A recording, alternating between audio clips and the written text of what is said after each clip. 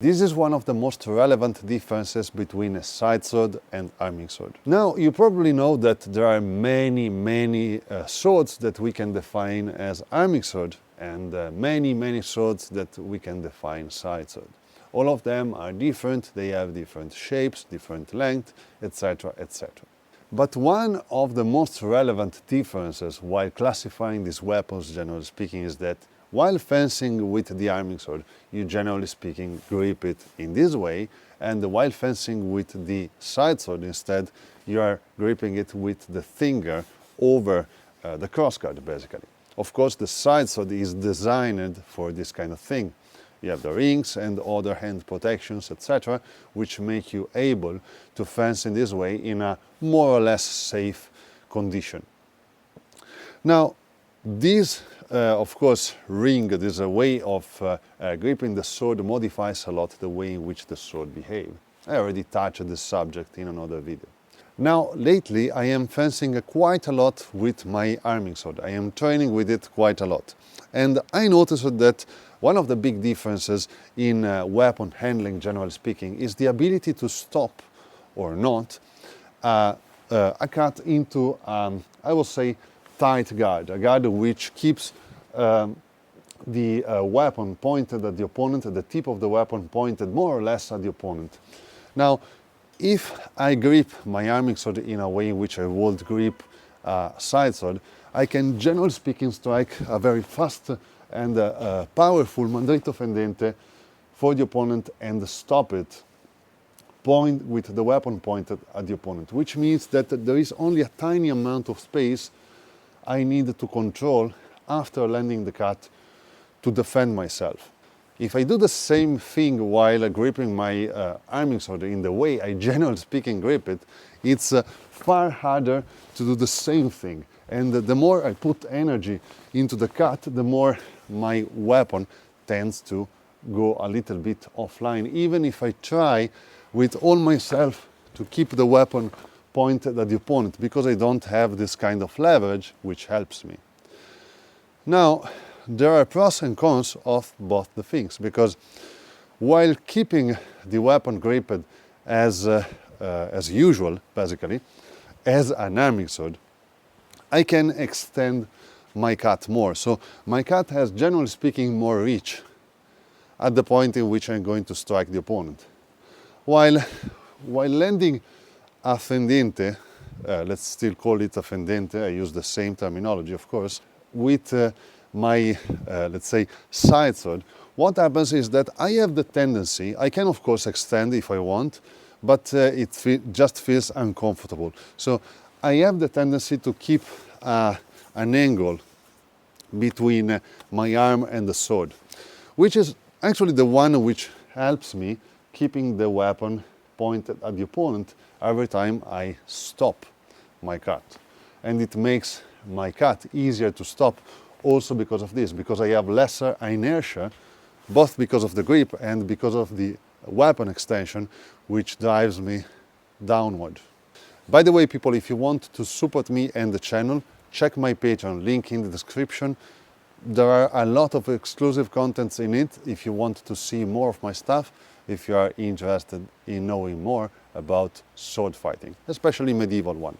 Now, this simple thing, this tiny little thing, modifies a lot the way in which you structure your actions while attacking the opponent.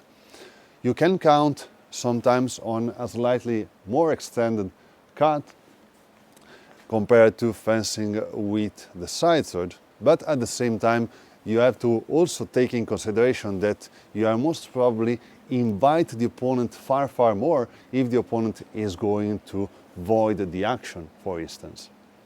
Now, it is not by chance that, especially talking at the mandrito, the reverso is slightly easier to control, but still easier to control with the sidesword than the arming sword.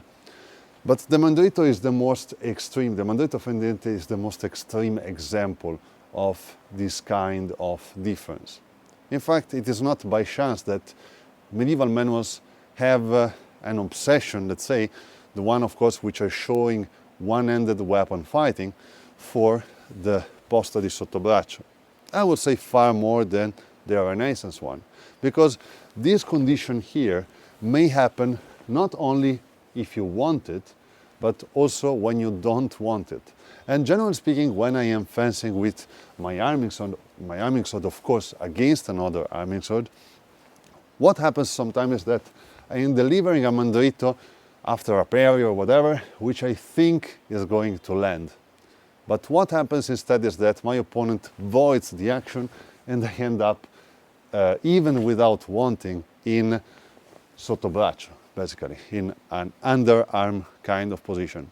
Of course, I have to recover in some kind of way from this condition, so I need to be able to fence from here in a reasonable way.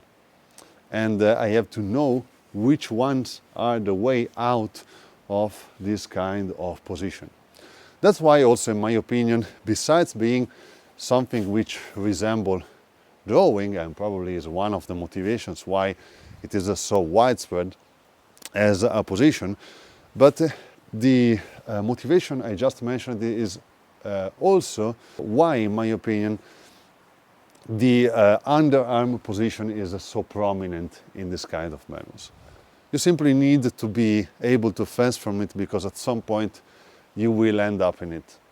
In fact, I think about the Talhofer Messer tiny little system, which is basically only made of striking a mandrito and then striking a reverse sottano, basically, from this kind of position above. So it is only this kind of movement with variations, etc., just united in different ways to create various actions. But generally speaking, the concept is following this kind of line. It is not the, I would say, the most easy and comfortable way to fence if you are experienced, but it is the most, I would say, easy to get at the beginning, and also it can be applied in different ways. But especially it unites 2 points, 2 quadrants, which are always connected, generally speaking, and are extremely common to get into. So whatever you are striking from, even from the draw, let's say, you can go for this kind of thing and then strike a mandrito, then going again into basically your sottobraccio. Or you can parry from sottobraccio, then grab the opponent, and then grab the opponent and strike a mandrito, grab the opponent and thrust the opponent, whatever. Or you can simply parry and strike again. So Talhofer takes in consideration the fact that with such kind of weapon, handled in a standard way, most probably a little bit tip heavy, generally speaking, even if not so much, you are going to, sometimes if you want to strike at an opponent, to cut down the opponent, you are going to go long, let's say, with your cut. And at some point you are going to reach this kind of condition, even if you don't want to. Of course, you can strike from here, you can start from here, is a very neat and clear invitation. And if you know how to use this guard, it's useful, of course, but you're also going to go there anyway. That's the point. You're going to go there anyway, and you need to be able to know how to fence out from it anyway. That's also partially why Fiore starts the game from this position here. Again, also most probably drawing, but again, also most probably you're going to get there anyway at some point during the fight. That's also why the 133 starts basically showing a certain place also from this kind of card. Again, drawing, most probably, it may be, yes, it's one of my personal opinions, but also you have to, you will get to that point at some point during the fight, and so on and so on. This is true for the majority of manuals which are showing this kind of one-handed weapons, which are gripped, generally speaking, in the same way. every kind of other grip which had been created for one-handed weapons let you avoid reaching that position far more easily.